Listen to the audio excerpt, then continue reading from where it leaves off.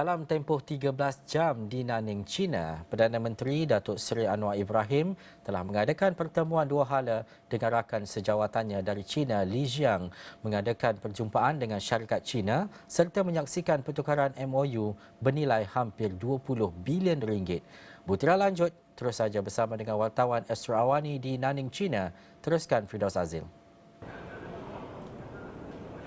Baik, terima kasih rakan setugas di Bukit Jalil, yang mana kalau boleh saya nak rumuskan sebentar tadi, selesainya sudah sidang media oleh Perdana Menteri Datuk Seri Anwar Ibrahim untuk merumuskan tentang perjalanan ataupun lawatan sehari beliau ke Nanning, China yang sudah pastinya khusus untuk memberi tumpuan kepada penganjuran China ASEAN Expo ataupun China Expo, ataupun ada juga disebut sebagai K Expo ke-20, dan juga bersempena juga bersekali dengan China Business Investment Summit ataupun KBIS, yang mana di dalam sidang media tersebut Perdana Menteri berkongsikan tentang perbincangan beliau bersama rakan sejawatannya, iaitu Premier ataupun Perdana Menteri China Li Qiang, yang mana antara lain beliau berkatakan bahawa China memberi maklum balas tentang memandang tinggi tentang kepakaran tenaga profesional di Malaysia, namun ada satu kekurangan yang dilihat terdapat pada tenaga profesional, khususnya di peringkat atas. Kita dengarkan kata perkongsian Datuk Seri Anwar Ibrahim.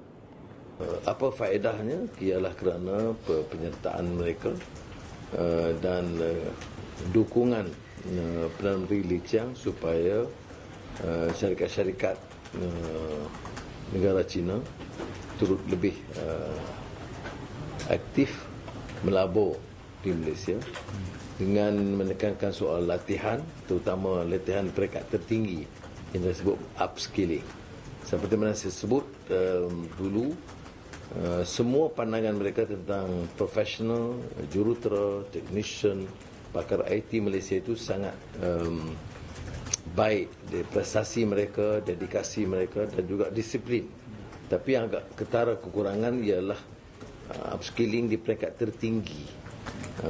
Jadi dalam semua perbincangan, termasuk dengan syarikat yang membangunkan sisi-sisi yang membangunkan ECRL Pantai Timur dan juga Geely dan hari ini juga Huawei, semua saya tekankan syarat supaya menambahkan usaha penyelidikan di Malaysia dan juga latihan khas yang harus diselenggarakan untuk anak-anak Malaysia. Baik, dalam pada itu juga wartawan media bertanyakan tentang Belt Road Initiative, yang mana ini merupakan antara usaha China untuk melebarkan pengaruh geopolitik mereka, yang mana ada pandangan mengatakan bahawa adakah Malaysia ini sebenarnya cenderung untuk memilih China, sedangkan kita tahu ada persaingan geopolitik khususnya antara China dan juga Amerika Syarikat, dan ini adalah pandangan ataupun kegusaran yang disuarakan oleh beberapa pihak. Namun Datuk Seri Anwar Ibrahim kata Malaysia sentiasa bersikap pragmatik dan sentiasa neutral, tidak menyebelahi mana-mana. Kita dengarkan sedikit. Bagi kita ambil pendekatan yang lebih pragmatik, ya. Mengapa dengan negara China? Kerana kebetulan negara China itu ekonominya kukuh, pelaburannya lebih besar, keupayaan import daripada Malaysia lebih tinggi, dan perdagangan dua hala juga tertinggi, ya. Malaysia selama 14 tahun berturut-turut. Tapi ini tidak memberikan gambaran seolah-olah kita kurangkan perhatian kepada rantau lain. Jadi dengan Amerika Syarikat, Eropah, India, Australia itu kan kita teruskan tingkatkan. Apa faedah pengekanannya tentang baik BRI ialah kerana kalau cadangan itu pembinaan infrastruktur itu harus bersama dengan syarikat tempatan yang punya kapasiti. Keduanya, dia harus berikan pulangan lebih baik, maknanya kos itu dapat ditanggung melalui dana awal oleh negara China dengan kadar yang lebih rendah. Dan ketiga ialah peminahan teknologi dan latihan dan pekerja tempatan. Ini kita tekankan lebih keras sekarang, kerana kalau kita tidak tekankan, ada pengalaman dengan syarikat ini di mana dia ambil semua daripada satu negara, dan ini tidak memberi faedah maksimal kepada kita.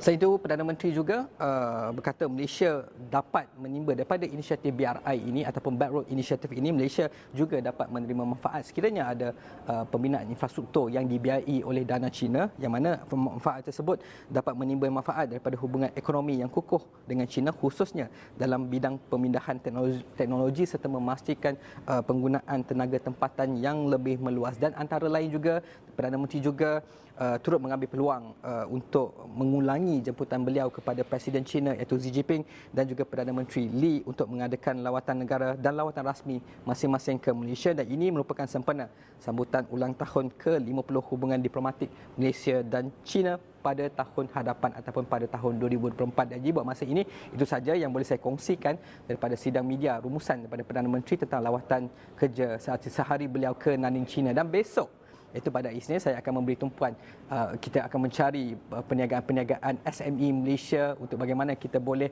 melihat tentang keupayaan ataupun pengalaman yang mungkin kita boleh kongsikan kepada SME-SME di negara di Malaysia. Jadi buat masa itu saja yang boleh saya kongsikan dari Nanning, China. Kembali pada rakan tugas di Bukit Jalil.